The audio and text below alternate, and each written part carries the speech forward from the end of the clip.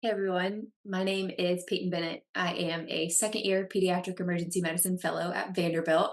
I'm excited to share this case I set in Stupor with y'all today. So let's get started and meet our patient. Our patient is a 12-year-old male who presents with the chief complaint of altered mental status.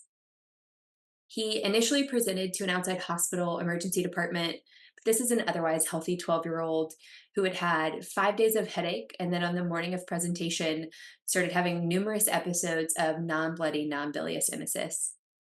While he was in the outside hospital ED, he had been there for about an hour and then had a rapid decline in his mental status. He went from answering questions appropriately and interacting with the staff there to really only responding to painful stimuli.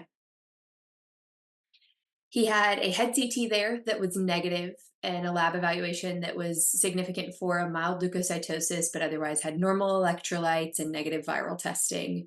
They discussed whether or not to obtain a lumbar puncture at this point, but decided to start empiric antimicrobials at meningitic dosing and transfer him. So he got ceftriaxone, vancomycin, and acyclovir prior to his transfer. His additional history is really non-contributory. This for us was obtained primarily through EMS report and our review of the outside hospital records. His parents had not yet arrived to provide any additional history, but no recent febrile illnesses. He was not on any daily medications, nor had he started anything new. He had not had any witnessed or reported ingestions, and there was really no trauma to speak of. So when we're meeting him, his vital signs were appropriate for his age. He was intermittently tachycardic, but this was brief and self-resolving. He was on exam very ill appearing and truly lethargic with a GCS of 7. Got a subscore of 1 for no eye response, a subscore of 2 for his verbal response. He was just kind of moaning and groaning, and a subscore of 4 for his motor response. He was withdrawing all 4 of his extremities to painful stimuli. Our exam otherwise was notable for clear rhinorrhea. He also had a left gaze deviation. His cardiovascular exam, respiratory exam, and abdominal exam were all benign.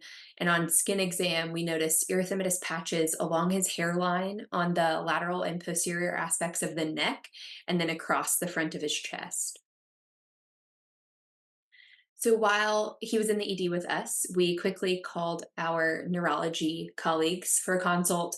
We felt their expertise would be really valuable here in his care and wanted to give them an opportunity to get an exam early in the course.